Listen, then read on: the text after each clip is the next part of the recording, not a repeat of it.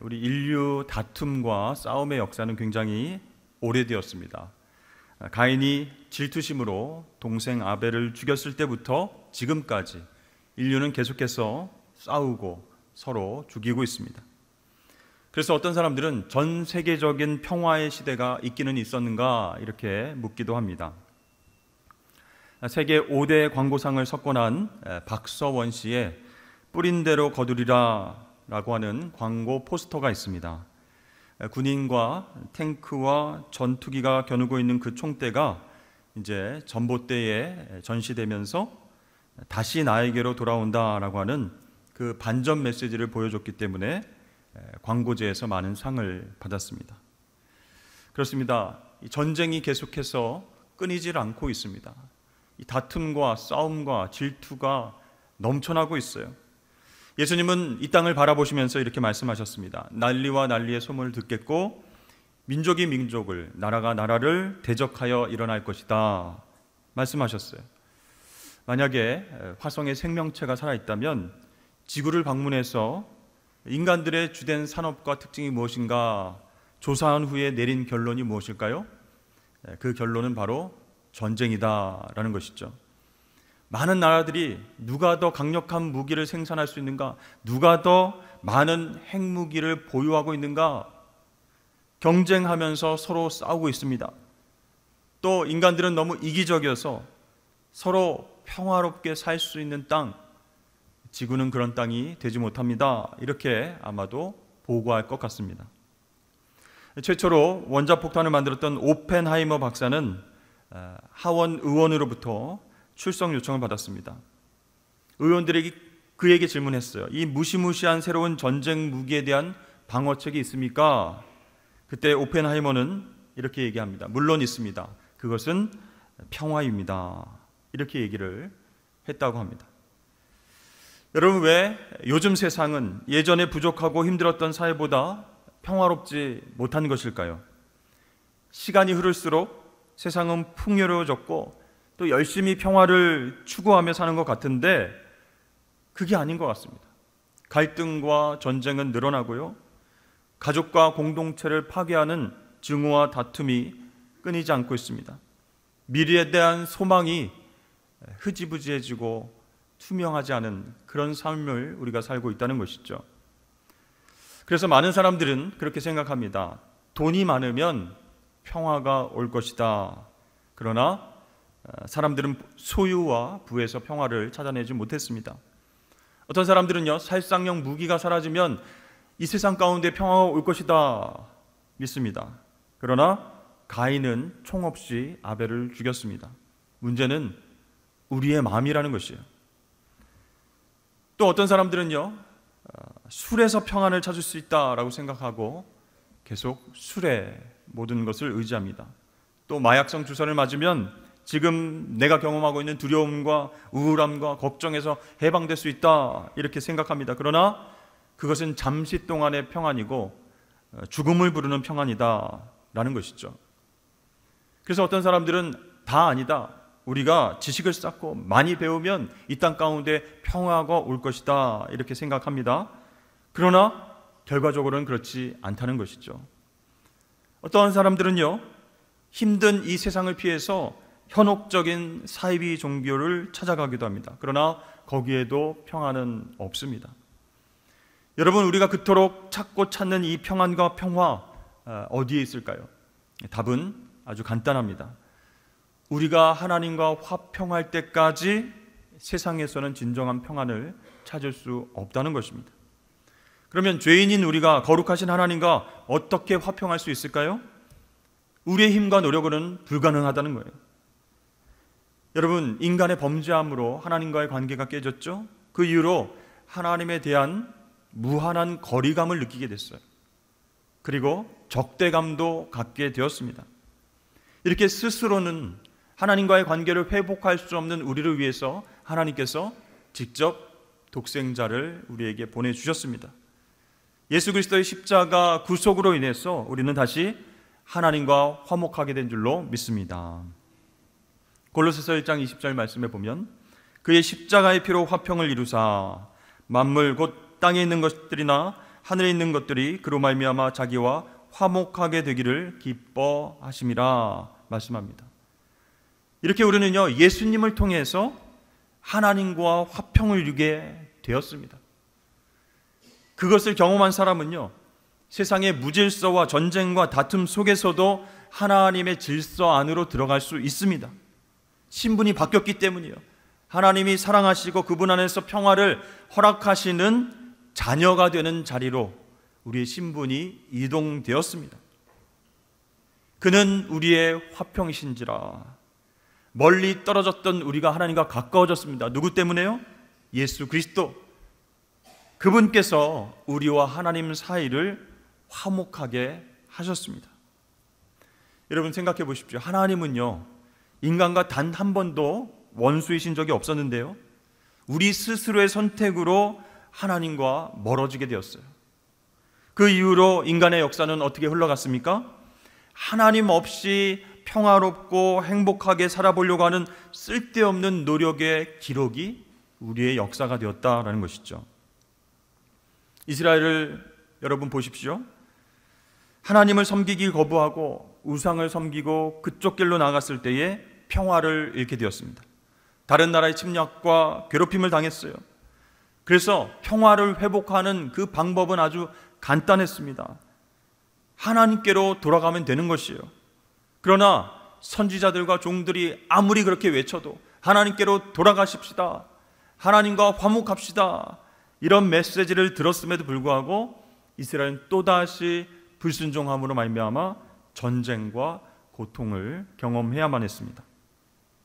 오늘 예수님께서 화평하게 하는 자는 복이 있나니 이렇게 말씀하셨어요. 예수님 말씀하시는 화평이 과연 무엇일까요? 보통 우리는 다른 사람들과 다툼 없는 상태를 화평, 평화 이렇게 생각합니다. 그래서 예수님께서 오늘 화평하게 하는 자는 복이 있나니 이 말씀을 들을 때 어떤 생각을 합니까? 우리 인간들끼리 사이좋게 잘 살아가는 평화를 떠올리게 된다는 것이요. 그러나 여러분, 그것은요, 진짜 평화의 한쪽 측면입니다. 그래서 여기서 말하는 화평은요, 그런 인도주의적인 평화가 아니라 하나님 나라의 평화를 뜻한다. 즉 십자가의 피로 이루어지는 평화라는 상태, 그것이 주님께서 말씀하시는 핵심이라는 것이죠. 당시 로마 제국도요, 전쟁 없는 상태를 평화라고 여겼습니다. 강력한 힘으로 주변 나라를 정복해서 누리게 되는 그 평화의 시대를 팍스 로마나 이렇게 불렀어요. 그런데 여러분, 로마가 주장하는 그런 평화는요, 자기중심적이고 주관적인 평화입니다. 뒤집어서 생각해 보면 나라 잃어버리고 식민지가 된 사람들, 그 사람들의 입장에서는 그것을 평화라고 생각할까요? 아니라는 겁니다. 유대인들도요, 이 평화라는 것을 어떻게 생각했냐면 이스라엘을 중심으로 재편된 질서, 그것을 평화라고 생각했어요. 그러니까 이제 메시아가 오셔서 다윗 왕조가 화려하게 부활을 함으로 말미암아 옛날의 영화와 질서가 회복되는 것, 그것이 평화다 이렇게 생각했어요. 그도 그럴 것이 하나님께서 약속하신 것이 있었거든요. 다윗의 왕위가 영원할 것이다 이렇게 약속하셨기 때문에 그걸 꿈꾸고 있었습니다. 그런데 놀랍게도 이스라엘이 멸망당했어요. 바벨론에 의해서 예루살렘 성과 성벽 파괴되었고 그 왕국이 사라졌습니다. 따라서 여러분, 성경이 말하는 평화는 무엇일까요? 전쟁을 통해서, 무력을 통해서, 힘을 통해서 이루어지는 것이 평화가 아니다라는 것이죠. 이 전쟁은요, 우리 사람들에게 가난과 절망과 고통과 증오를 심어주게 되었습니다. 무력으로 전쟁에서 이긴 나라가 잠깐 동안의 평화를 맛볼 수는 있겠지만 결코 전쟁이 우리 모든 인류에게 영원한 평화를 주지는 못한다는 것이죠. 그럼 예수님께서 말씀하시는 평화는 무엇인가? 무력으로 인한 평화가 아니다 말씀드렸어요. 두 번째, 정신의학에서는요, 이 평화가 정신적인 태도에서부터 온다 이렇게 이야기를 하고 있습니다. 그러니까 공포와 두려움이 있는데 그것을 잘 물리치고 스트레스를 잘 조절하면 내적인 평화를 경험할 수 있다 이렇게 얘기해요. 그래서 명상과 호흡을 통해서, 운동을 통해서 수련을 해 나아갑니다. 쿵푸 팬더라고 하는 애니메이션이 있습니다. 이 주인공 팬더, 이 포라고 하는 이 팬더가요, 이제 수련을 하게 되었어요. 근데 자충우돌, 신수연발 이렇게 합니다. 근데 너무나 산만하고 정신없이 행동하는 포에게 스승이 계속 강조하는 말이 있습니다. 그것은 바로 inner peace 이렇게 얘기를 해요. 내적인 평안을 제발 찾으라. 그래야 네가 용의 전사로서 적군들을 물리칠 수 있지 않겠느냐. inner peace, 마음의 평안을 훈련해라 이렇게 얘기를 해요. 근데 여러분, 정서적인 안정과 평안을 찾았다고 할지라도 하나님만이 주실 수 있는 변치 않는 평강을 대신할 수는 없다라는 것이죠.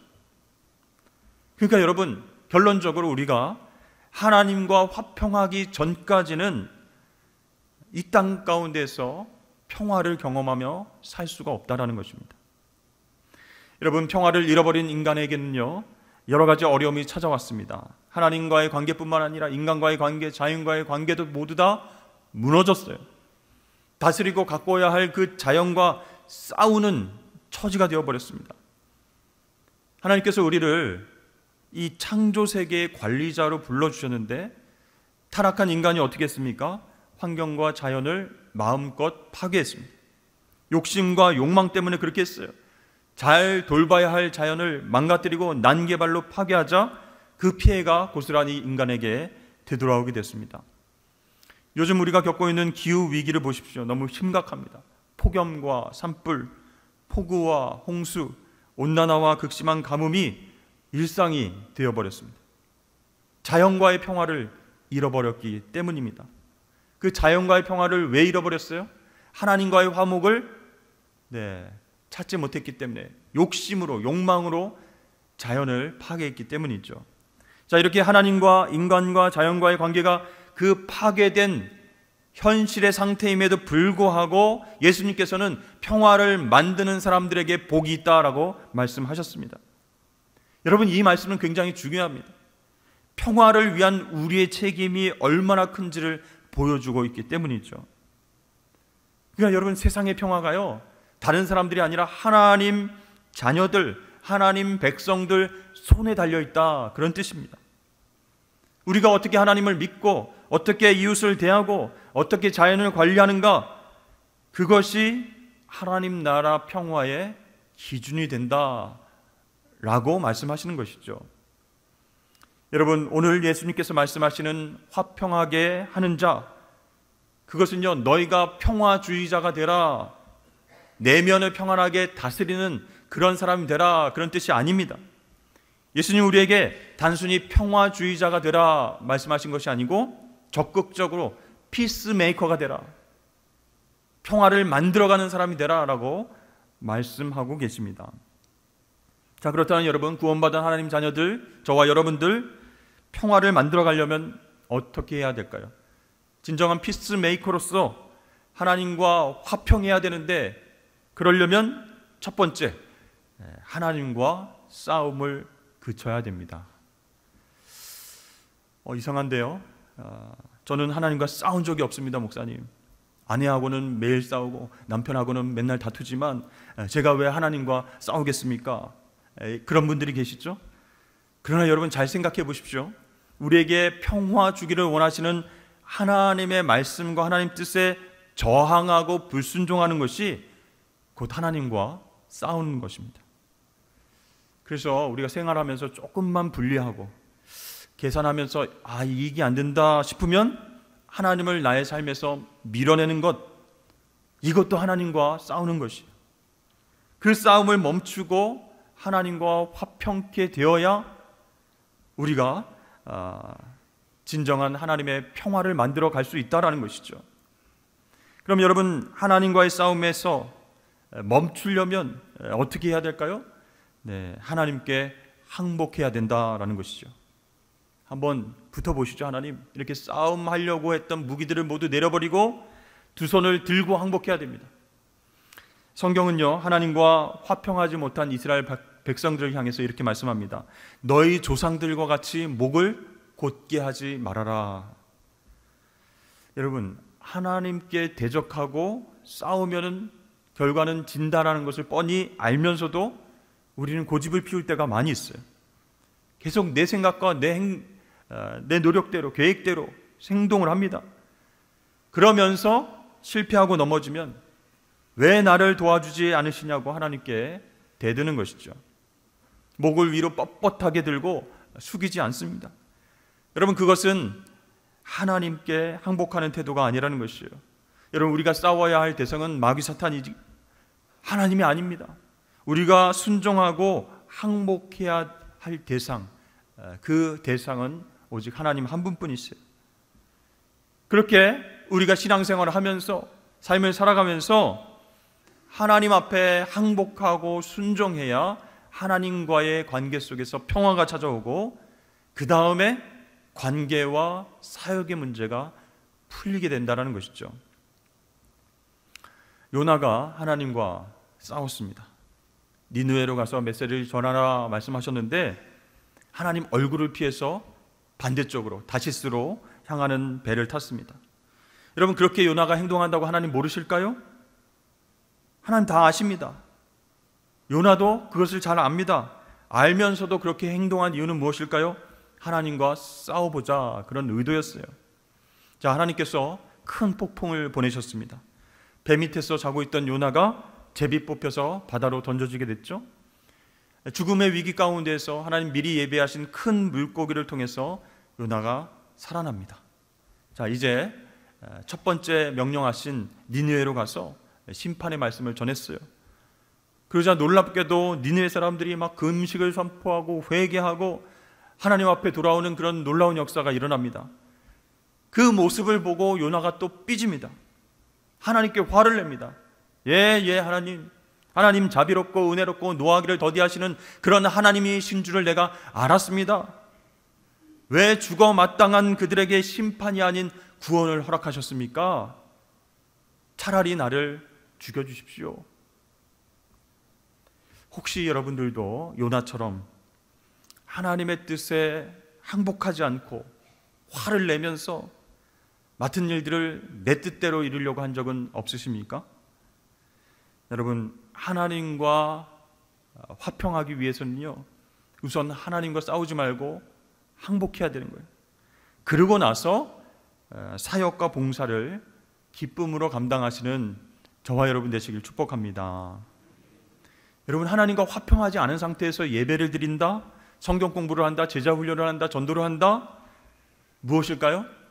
나의 의를 위해서 하는 것이 돼요. 지적인 만족을 위해서, 또 나의 사회적인 관계를 위해서 하는 그런 도구가 될 수 있습니다. 또 하나님과 화평하지 않고 여러 가지 일들을 할 때 때와 장소를 불문하고 사람들에게 상처의 화살을 계속 날릴 수가 있어요. 그러므로 여러분, 먼저 하나님과 화평을 이루십시오. 그때 우리는 하나님께서 기뻐하시는 피스메이커로 쓰임받게 될 줄로 믿습니다. 자, 예수님은 평화를 만드는 사람은 복이 있다라고 말씀하셨는데요. 무슨 복이죠? 오늘 말씀해 보면 하나님의 아들이라 일컬음을 받는 것, 그렇게 나와 있습니다. 화평하게 하는 자는 복이 있나니 그들이 하나님의 아들이라 일컬음을 받을 것이미요. 자, 하나님의 아들에는 소유격 의가 있습니다.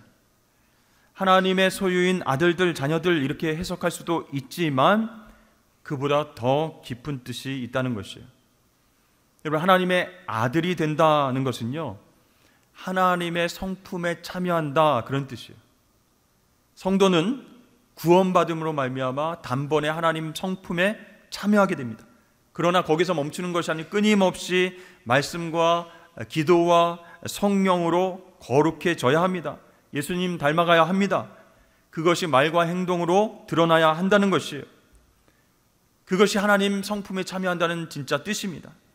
베드로서 1장 4절 말씀에 이로써 그 보배롭고 지극히 큰 약속을 우리에게 주사 이 약속으로 말미암아 너희가 정욕 때문에 세상에서 썩어질 것을 피하여 신성한 성품에 참여하는 자가 되게 하려 하셨느니라. 아멘.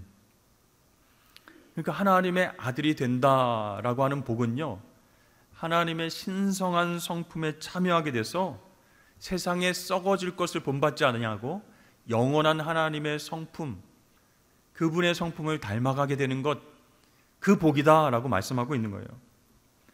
그런데 우리가 구원받은 하나님의 자녀로 살아가면서도요, 다른 사람들의 장점을 발견하면 칭찬하는 것이 아니라 흠잡아서 비웃기도 한다는 것이, 또 다른 사람들의 말을 잘 듣고 경청하는 것이 아니라 자신의 말만 늘어놓고 크게 자신의 의견만 주장하는 사람도 있다는 것이에요. 또 사소하고 작은 말에 상처받고 하나님의 이름이 나타나야 되는데 자신의 이름이 높여지지 않았다라고 하는 생각에 속상해하는 사람이 있습니다. 또 예수 믿은 지 오래됐고 신앙생활한 지 오래됐는데 거친 말투, 함부로 대하는 태도, 그것으로 사람들을 지배하고 내 밑으로 위치시키려고 하는 사람도 있다는 것이죠. 자, 이런 분들은 어떤 분들이에요? 평화에 관심이 없는 사람들이에요. 하나님께서 예수 그리스도를 우리에게 주셔서 화평케 하신 그 은혜에 반응하지 못하는 사람들이에요. 이런 분들은 안타깝게도 평화를 만들어가는 기쁨을 알지 못하는 겁니다. 자존심만 높고 자존감은 너무 낮아요. 그래서 나만 알아주고 내가 인정받고 내가 크게 얘기하면 사람들이 반응해주고 내가 하는 일들에 사람들이 칭찬과 박수를 해주기를 바라는 마음으로 거칠게 말하고 상처 주는 말도 하고 그렇게 화목하게 하는 일들을 하지 못한다라는 것이죠. 그런 분들의 어떤 내면과 그분들의 성장 스토리를 가만히 보면 어렸을 때 힘들고 어두운 경험 때문에 그렇게 됐을 수 있다, 이해할 수 있어요. 상처받아온 세월들이 굉장히 많기 때문에 인정받고 싶고 관심받고 싶고, 그런데 잘 안 되니까 막 이기적으로 행동하는 거예요. 배려심 없는 말과 행동을 할 수 있습니다. 그러나 이런 분들도 여러분 하나님의 은혜로 자녀가 된 기쁨을 경험하면요, 하나님의 신성한 성품에 참여하게 되는 거예요. 계속해서 그분을 닮아갈 수 있게 됩니다. 그것이 하나님과 화평케 된 사람의 축복인 줄로 여러분 믿으시길 바랍니다. 하나님 사랑은 어떤 특징이 있습니까? 무리하게 행치 않아요. 배려하고 감싸주고 겸손하게 만들어 주시기 때문이죠. 이렇게 하나님 성품에 우리가 참여하게 되면요, 가족과 이웃들을 향해서 피스메이커로서의 기쁨을 누리게 됩니다. 작은 사소한 말도 그분을 행복하게 해주고 배려하는 행동으로 주위에 있는 사람들을 행복하게 만들어줍니다. 그것이 하나님과 화평을 누리는 사람, 하나님 자녀된 사람들의 축복이다라는 것이죠. 여러분, 예수님은요 니고데모에게 거듭나야 하겠다 이렇게 말씀하셨어요. 이 니고데모는 훌륭한 유대인이었고 율법을 지금까지 잘 지키는 사람이었어요.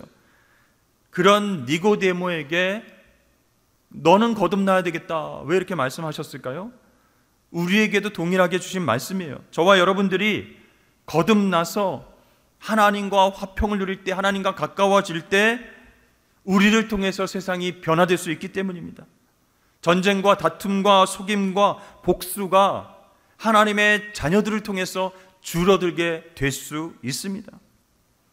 여러분, 그래서 화평하게 하는 것, 피스메이커의 사명 너무나 소중하고 고귀한 것이죠. 그러나 스스로의 힘으로 노력으로 평화를 이룰 수 없기 때문에 우리에게 평화를 주시는 분, 그분을 알고 그분을 만나야 한다라는 것이죠. 예수님은 제자들에게 금과 은과 보석을 유산으로 물려주시지 않았습니다. 자신의 몸은 아리마대 요셉에게, 또 자신의 영혼은 하늘 아버지께 맡기셨습니다. 그러나 예수님은 제자들에게 금보다 더 귀한 것을, 땅보다 더 귀한 유산을 물려주셨는데 그것은 바로 그분의 평화입니다. 우리 다 함께 요한복음 14장 27절을 읽어보겠습니다. 시작. 평안을 너희에게 끼치노니 곧 나의 평안을 너희에게 주노라. 내가 너희에게 주는 것은 세상이 주는 것과 같지 아니하니라. 너희는 마음에 근심하지도 말고 두려워하지도 말라. 아멘. 사랑하는 성도 여러분, 먼저 하나님과 화평하십시오. 그분께 항복하고 순종하십시오. 그럴 때 우리는 하나님의 아들로서 그분의 성품에 참여하고 그분의 평안을 가정과 일터와 교회에 전달하게 될 줄로 믿습니다. 여러분 그런 피스메이커가 되시기를 주의 이름으로 축복합니다.